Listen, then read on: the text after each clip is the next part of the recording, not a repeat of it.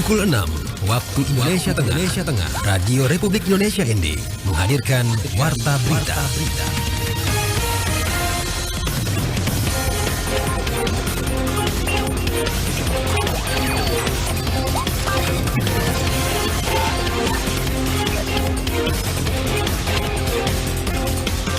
Saudara, selamat pagi. Anda mendengarkan Warta Berita RRI ND edisi Jumat 30 Mei 2025. Sari Berita. Lanal Labuan Bajo gagalkan penyelundupan 80.000 batang rokok ilegal dan 14 unit sepeda motor tanpa dokumen lengkap. Perum Bulog Cabang ND memastikan ketersediaan stok pangan pokok terutama beras dalam kondisi aman dan mencukupi untuk memenuhi kebutuhan masyarakat hingga 2 bulan ke depan. Inilah berita selengkapnya bersama saya, Antonia Nona.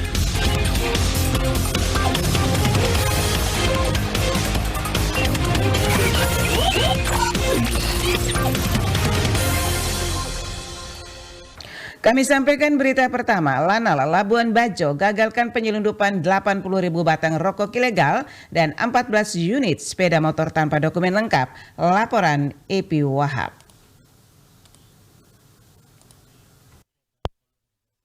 Penyelundupan 80.000 batang rokok ilegal yang diduga menggunakan pita cukai palsu dan 14 unit sepeda motor tanpa dokumen lengkap berhasil diamankan Pangkalan TNI Angkatan Laut atau Lanal Labuan Bajo di Pelabuhan Pelindo Multipurpose Kelas 3 Labuan Bajo, Kabupaten Manggarai Barat, Nusa Tenggara Timur. Hal ini dikatakan langsung dan Lanal Labuan Bajo Letkol Laut P. Ardian Wijanarko Jaja Saputra kepada media. Prajurit Lanal Labuan Bajo dalam hal ini tim dari Satgas Optif menerima informasi dari dan unit Intel yang hal ini juga sudah bekerjasama dengan Bea Cukai, rekan Bea Cukai melaksanakan pengintaian. Kita dapat informasi bahwa ada rokok masuk melalui kapal. Dengan pengamatan yang intensif, akhirnya kami dapat menemukan truk yang dicurigai, di mana truk dicurigai itu kita datangi dan ditemukan di situ rokok yang tidak ada pitanya. Jumlah rokok kurang lebih sekitar 80.000 batang. Selain rokok, ternyata di dalamnya juga ditemukan sepeda motor yang tanpa dilengkapi dengan dokumen yang lengkap. Lebih lanjut, dan Lanal juga menyampaikan selain rokok dan sepeda motor, sopir berinisial SD beserta kerneknya AD dan truk sedan Mitsubishi Colt Diesel juga turut diamankan pihaknya. Adapun kerugian negara dari rokok ilegal yang diduga menggunakan pita cukai palsu dan sepeda motor tanpa dokumen lengkap tersebut sebesar 400 juta rupiah. Kini barang bukti 80.000 batang rokok ilegal telah diserahkan kepada Bea Cukai Labuan Bajo dan 14 unit sepeda motor tanpa dokumen kepada Polres Manggarai Barat untuk dilakukan pemeriksaan lebih lanjut. Sementara itu, Kepala Seksi Penindakan dan Penyidikan Bea Cukai Labuan Bajo, Fatur Rahman, menyampaikan apresiasinya terhadap tindakan yang dilakukan TNI AL dalam memberantas penyebaran rokok ilegal. Dari barang bukti yang ada, pihaknya akan melakukan penelitian lebih lanjut. Bagaimana yang diketahui, ini adalah sinergi yang sangat luar biasa dari rekan-rekan TNI Angkatan Laut Labuan Bajo dalam rangka mengurangi peredaran rokok ilegal. Selanjutnya akan kami lakukan penelitian terhadap barang dan pengambilan keterangan terhadap orang yang membawa barang tersebut. Hal ini tentu saja menjadi bukti nyata sinergi dan kinerja keras TNI Angkatan Laut bersama instansi terkait dalam menjaga keamanan negara dan mengurangi peredaran barang ilegal di masyarakat, khususnya di wilayah Manggarai Barat, sesuai dengan program Astacita Presiden Republik Indonesia. Dari Labuan Bajo, Epi Wahab melapor. Perum Bulog Cabang ND memastikan ketersediaan stok pangan pokok terutama beras dalam kondisi aman dan mencukupi untuk memenuhi kebutuhan masyarakat hingga 2 bulan ke depan. Laporan Suimam. Kepala Bulog Cabang Ende, Arlan MT Heo, Kamis 29 Mei 2025 menjelaskan, saat ini untuk stok beras yang tersedia mencapai 1.150 ton, di mana awalnya tersedia 800 ton di gudang, ditambah kiriman 300 ton dari Labuan Bajo yang baru selesai diterima, dan ditambah lagi pengadaan beras lokal sebanyak 50 ton.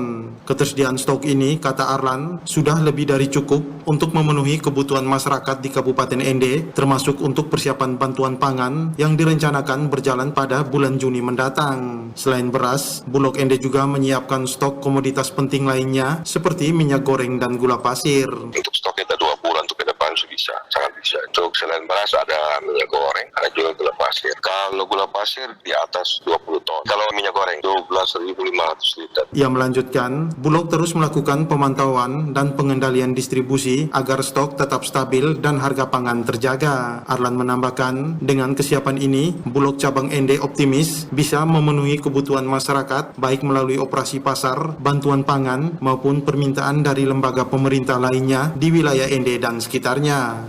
Komisi Penanggulangan AIDS Daerah atau KPAD Lembata baru-baru ini menggelar audiens dengan Bupati Lembata, Petrus Canisius Tuak, pada hari Selasa tanggal 27 Mei 2025. Laporan Lady Badin.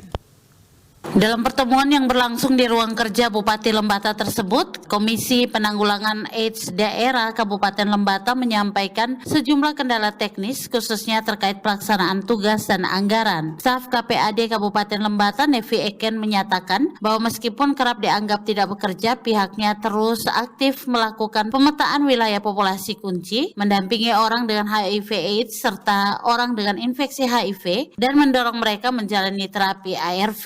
Namun Nevi menegaskan bahwa KPAD menghadapi kendala minimnya dukungan anggaran. Pihaknya berharap lewat audiensi ini Bupati Lembata segera bisa mengatasi kendala tersebut dan memberikan solusi terbaik sehingga kerja dan program KPAD Lembata dapat berjalan sebagaimana mestinya. Kami dari KPAD menyampaikan kepada Pak Bupati terkait anggaran yang dimana sejauh ini KPAD kita ada komisi.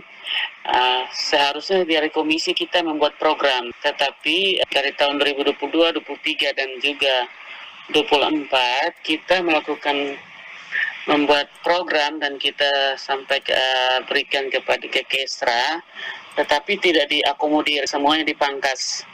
Nah, jadi sejauh 2022 sampai 2024 ini ada KPAD, tetapi bukan KPAD yang membuat program. Nah, program kegiatan itu dikasih dari Kesra, yang dimana ketika ada kegiatan kita disampaikan untuk kerja, begitu.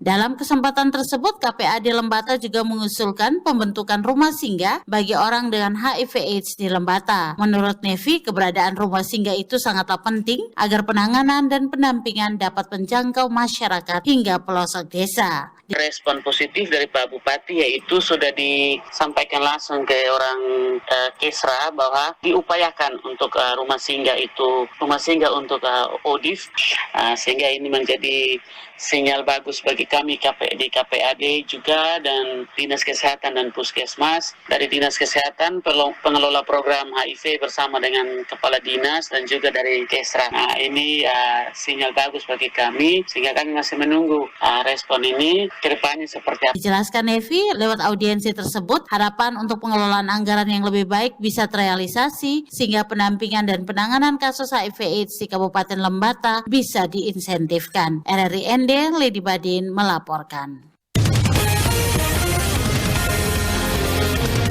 Anda sedang mendengarkan Warta Berita RRI ND.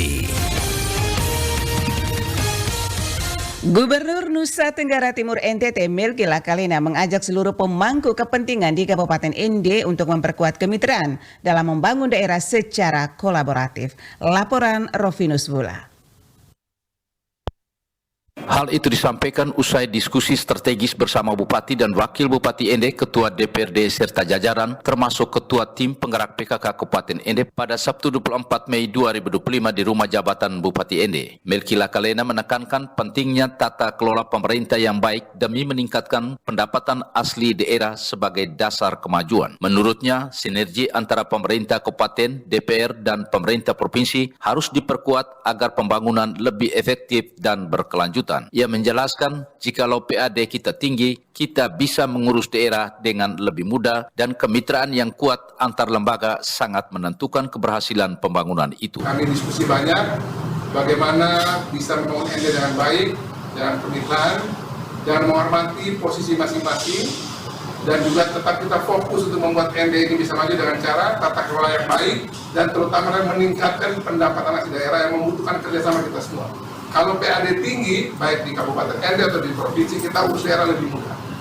Untuk itu, semoga ini adalah langkah awal yang baik untuk kita bangun ND dengan baik dan membuat baik itu DPRD, pemerintah kabupaten, kami juga di provinsi dan seluruh masyarakat bersama-sama kita melewati masa-masa yang sulit ini di pengetahuan dengan baik dan membuat ND tetap menyala, tetap bersinar sebagai daerah Pancasila, daerah di mana menjadi peletak dasar negara melalui Bung. Gubernur juga menegaskan bahwa posisi dan peran masing-masing lembaga harus dihormati dalam proses pembangunan daerah. Menurut Gubernur NTT, merupakan langkah awal yang penting dalam merumuskan arah pembangunan Kabupaten ND ke depan. Ia berharap pertemuan itu bisa memperkuat kerjasama antar unsur pemerintah dan masyarakat di tengah tantangan yang dihadapi. Melki mengatakan, masa-masa sulit harus dihadapi bersama dengan semangat persatuan dan pengelolaan yang akuntabel. Ia menekankan pentingnya menjaga stabilitas sambil terus menyalakan semangat ND sebagai daerah dengan nilai sejarah nasional. Ia menambahkan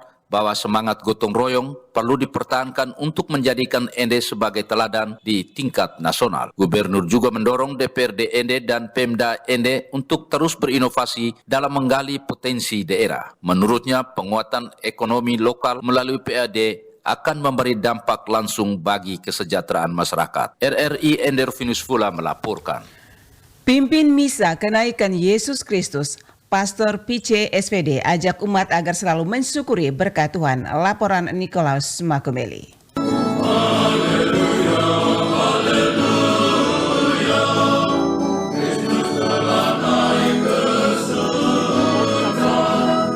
Ajakan tersebut disampaikan Pastor PC SPD dalam khotbah misa perayaan kenaikan Yesus Kristus di Kapela Biara Bruderan Konradus ND pada Kamis 29 Mei 2025. Dirinya mengajak kepada semua umat yang hadir mengikuti misa agar selalu mensyukur setiap berkat dari Tuhan. Menurutnya, kadang kita tidak sadar akan besarnya berkat Allah yang telah dicurahkan dalam kehidupan dan bahkan lupa dalam mensyukuri berkat yang melimpah tersebut. Sukacita, buah dari kenaikan Yesus Kristus dengan janji penyertaan Roh Kudus, di mana para murid menanggapinya dengan memuliakan Allah di bait Allah. Yesus telah mengingatkan janji Allah dan mencurahkan berkat-Nya bagi murid-muridnya yang menanggapinya dengan sembah sujud dan puji syukur di bait Allah. Kita kalau dapat berkat Tuhan, hendaknya kita juga sadar untuk bersyukur, bersembah sujud dan bersyukur kepada Tuhan karena kita sudah dapat banyak berkat. Yesus berkat murid-muridnya pada saat dia berangkat ke surga, mempunyai arti bahwa dia memberkati kita semua dan kita semua harus menanggapinya dengan bersyukur selalu dalam kehidupan kita dan menjadi saksi tentang berkat Tuhan dalam hidup kita. Adapun misa perayaan Hari Kenaikan Yesus Kristus di Kapela Biara Bruderan Konradus ND dihadiri ratusan umat berlangsung dengan penuh hikmat, diiringi dengan tampilan kor yang meriah dari para bruder. RRI ND Nikolaus Makumeli melaporkan.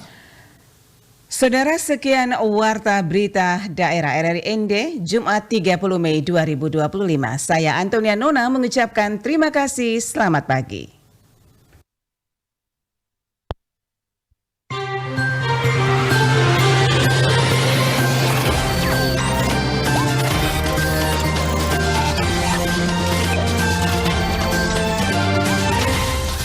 Terima kasih Anda telah mengikuti Warta Berita RRI ND.